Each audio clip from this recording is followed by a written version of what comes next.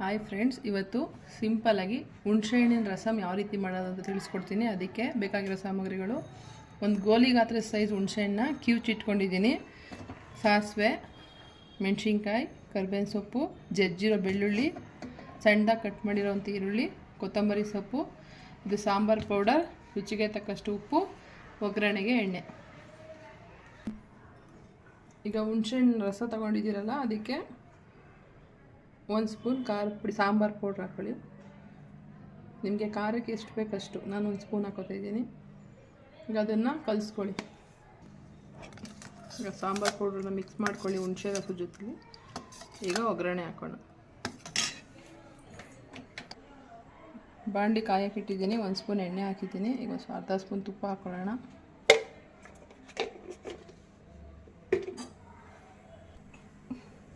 ಈಗ ಎಣ್ಣೆ ಬಿಸಿಯಾಗಿದೆ. ಈಗ ಅದಕ್ಕೆ ಸಾಸಿವೆ,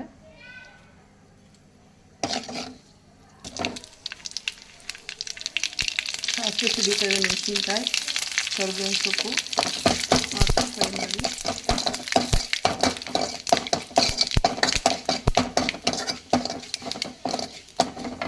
ಈಗ ಜಜ್ಜಿರೋ ಬೆಳ್ಳುಳ್ಳಿ ಹಾಕಿ ಫ್ರೈ ಮಾಡಿ.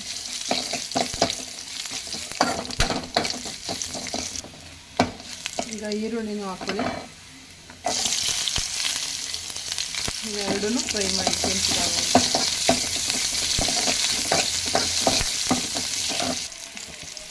ಈಗ ಈರುಳ್ಳಿ ಬೆಳ್ಳುಳ್ಳಿ ಎರಡು ಫ್ರೈ ಆಗಿದೆ. ಈಗ ಈ ರುಬ್ಬಿರುವ ಕಲಸಿಟ್ಕೊಂಡಿರೋ ಹುಣಸೆ ರಸ ಮತ್ತು ಸಾಂಬಾರು ಪೌಡ್ರನ್ನ ಹಾಕಿ.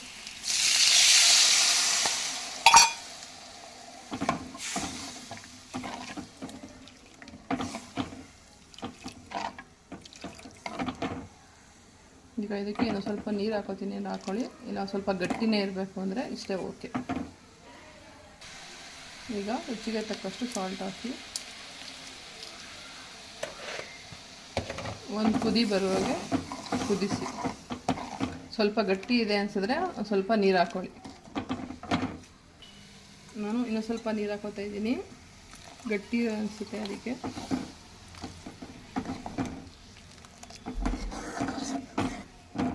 ಈಗ ಇದು ಒಂದು ಕುದಿ ಬರಲಿ.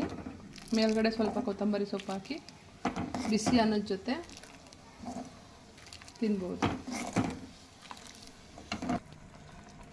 ಈಗ ಒಂದು ಕುದಿ ಬರ್ತಾ ಇದೆ. ನಿಮಗೆ ಹುಳಿ ಜಾಸ್ತಿ ಆಯಿತು ಅಂದರೆ ಸ್ವಲ್ಪ ಬೆಲ್ಲ ಆ್ಯಡ್ ಮಾಡ್ಕೊಳ್ಳಿ.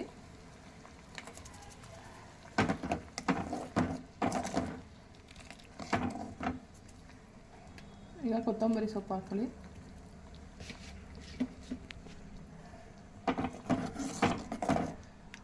ಈಗ ಬಿಸಿ ಬಿಸಿ ಹುಣಸೆ ರಸಮ್ ರೆಡಿಯಾಗಿದೆ. ಮನೆಯಲ್ಲಿ ಟ್ರೈ ಮಾಡಿ, ಟೇಸ್ಟ್ ಹೇಗಿದೆ ಅಂತ ಕಮೆಂಟ್ ಮೂಲಕ ತಿಳಿಸಿ. ಲೈಕ್ ಮಾಡಿ, ಶೇರ್ ಮಾಡಿ, ನನ್ನ ಚಾನಲನ್ನು ಸಬ್ಸ್ಕ್ರೈಬ್ ಮಾಡಿ. Thank you.